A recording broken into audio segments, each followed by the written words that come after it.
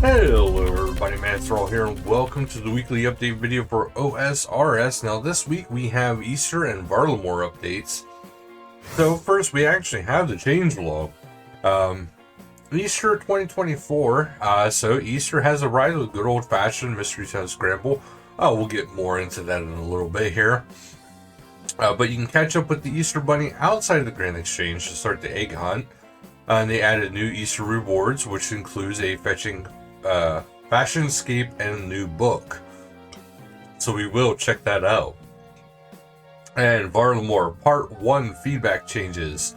So they tweaked the look of the world map around the Moonlight Antelopes, corrected the blocking of one tile in Rollo's rays, rebalanced the bosses from Perilous Moons. The Eclipse Moon boss now has slightly higher defense. The Blue Moon boss builds cold twice as fast. The Blue Moon boss heals more consistently during the tornado phase.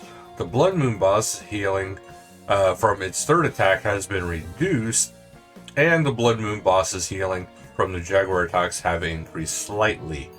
Remove the bush from the Sunlight Antelope area that prevented them from following players. The fishing activity in Perilous Moon's dungeon now interrupts repeatable actions such as fletching. Corrected the description for Doom to state that it applies on any damage taken rather than any damage taken off prayer. Players can now toggle receiving duplicate hunter rumors, so this toggle is on by default, but can be changed using the rumor settings option on variety. The naming of rumors, loot sacks, skill guides references are now consistent and should re-reference basic, adept, expert, and master tiers. Rotated the north and east traps to face the pyrofoxes and increased the number of pyrofoxes in the area. Improved the appearance of the pitfall trap creatures. Hunting for the rich and champas now correctly tells you to retrieve fur. Razor-backed kebbit meat can now be stored in the meat pouches. Obtaining sunfire splinters from sunlight antelopes will now correctly add them to the collection log. Reduce the respawn timer for the sunlight and moonlight antelopes. Players world hopping while thieving in the bazaar will now be able to do so faster. Fix an issue where a medium anagram clue behaved like a challenge scroll instead of clue scroll. Made more trees across the Avium Savannah choppable. Fix an issue where players couldn't permanently disable the warnings inside the Perilous Moons. Increase the buy limit of atlatl darts at the Grand Exchange. The Eclipse atlatl's requirements are now 50 attack and strength. The Master Clue that required the Fortis Salute now requires the normal salute instead. One fish is now guaranteed when fishing in Perilous Moons, although 2 fish can be obtained with a skill check.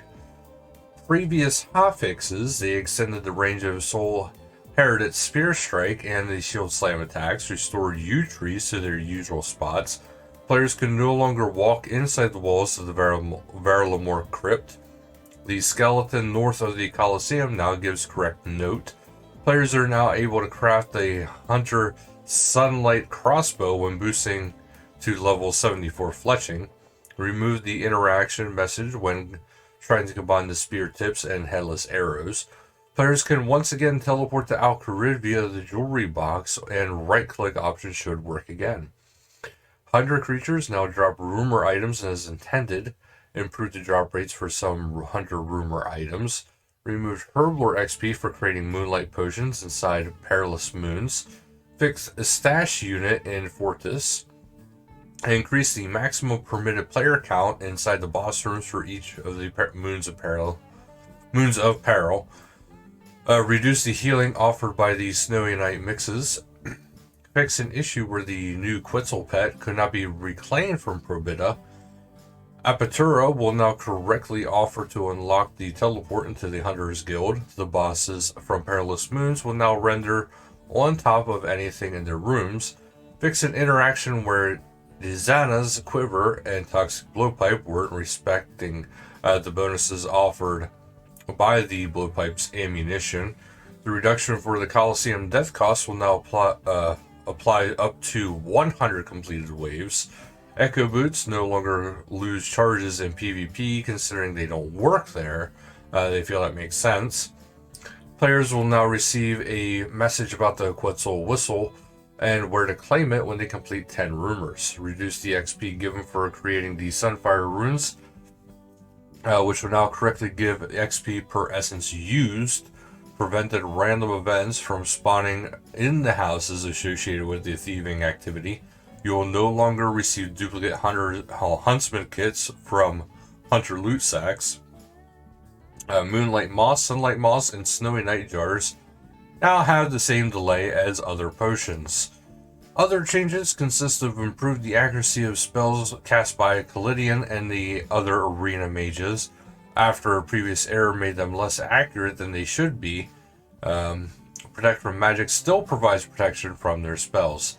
The account guide on Tutorial Island no longer advises Jagged's account users to link emails to their accounts, as they no longer need to do that.